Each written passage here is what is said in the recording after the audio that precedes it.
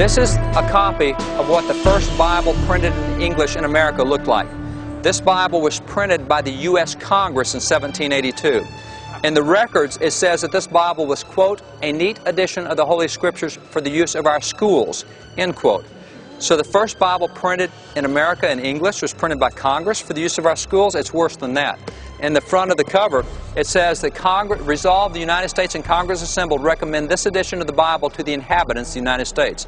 So the first Bible printed in English in America was done by the guys who signed the documents, endorsed by Congress, and done for the use of schools. And we're going to be told that they don't want any kind of religion and education. They don't want voluntary prayer. No, it doesn't make sense. This document by itself is fairly significant. But in 1830, Congress commissioned these four paintings over here to recapture what the official record said was the Christian history of the United States. So in these four paintings you have really a span of several hundred years. If I take you through them chronologically, the first is back there, Columbus, landing in the Western world in 1492. They got out, they knelt down, they had a prayer service. You see the cross they have.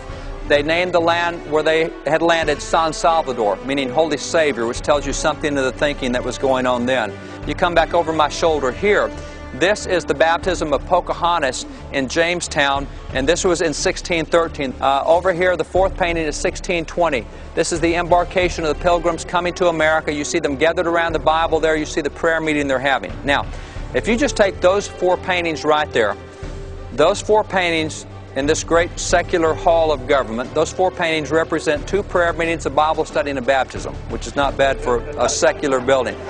As a matter of fact, you're standing in what in 1857 was the largest church in the United States, is the U.S. Capitol.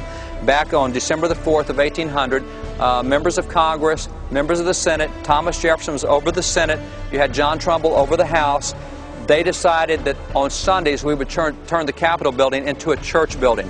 And starting on Sunday, we started having services in the Capitol. Now, 6 weeks after that, Thomas Jefferson became President of the United States.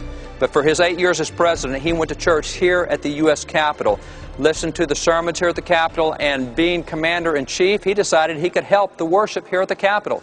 He ordered the Marine Corps Band to come play the worship services at the Capitol. Now, that'd be kind of cool having the Marine Corps Band as your worship band, you know, in church. That church went for the better part of a century, and by 1857 there were 2,000 people a week that went to church in the hall of the House of Representatives. In addition to that, there were four other churches that met at the Capitol. First Congregational, this was their church home, as was First Presbyterian, as was Capitol Hill Presbyterian. Churches met here. There was nothing secular or seen to be secular about this building until the last 30, 40, 50 years. I'm revived. I feel different. I feel that I'll go home and know how to pray. Last night we walked around the Capitol. I spent more time crying and weeping listening to Brother David as he spoke about our government and the documents that he held up. And I said, Lord, I says, how can I be used? The David Barton tour of the Capitol, that was awesome. It was enlightening. It was awesome. There was so much that I didn't know. It opened up our eyes where the media will only give you one side, but we got to see what America was built on. And even though we knew it, we got to see in depth. And just the information that he gave us, it blew my mind. Though I've lived in the general area for over 20 years now, I'd never been inside the Capitol before. I'm within 2.5 hours of the Capitol. And David, the leader, was just phenomenal. So one of the highlights for me was going to the Capitol building and getting some history about what's been going on as far as how this nation was started. And we've been lied to, and that's the honest to God truth. And just not, and knowing that has really, I'm a little angry about it, and I'm at a point of getting the education that I need. You see the statue to the left of the door over there, that white marble statue? That is President James A. Garfield.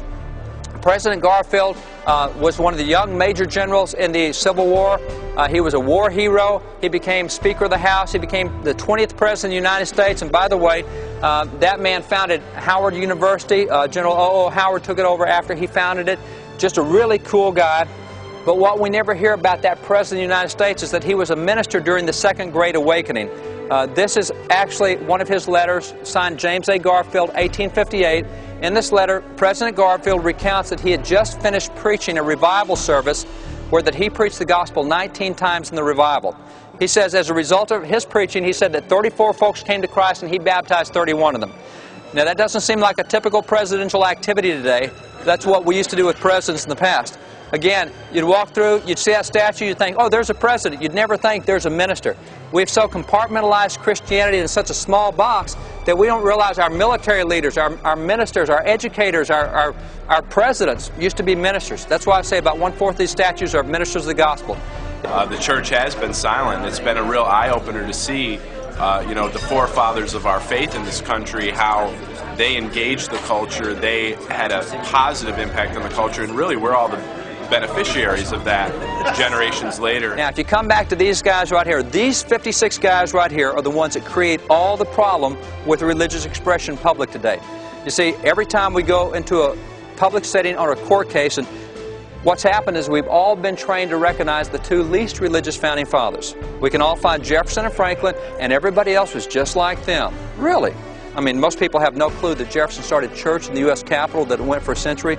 Most people have no clue that Thomas Jefferson in 1803 negotiated a treaty with the Kaskaskia Indians in which Jefferson put federal funds to pay for missionaries to go evangelize the Indians and gave federal funds so that after they were converted, we build them churches in which to worship. And that's our least religious founding father, okay, which tells you something about the others. Out of the 56 guys who signed the Declaration, you have 29 who held seminary or Bible school degrees. My first visit to FRC was that of going through the Capitol tour with David Barton. And that changed my life, because in that tour, we learned and found out things about this nation and the founding of this nation that are wholly and strictly Christian from the Bible. And you need to know that. You need to hear about that. So I encourage you, make FRC a destination. The Family Research Council has given us pastors a voice that goes way beyond our pulpits.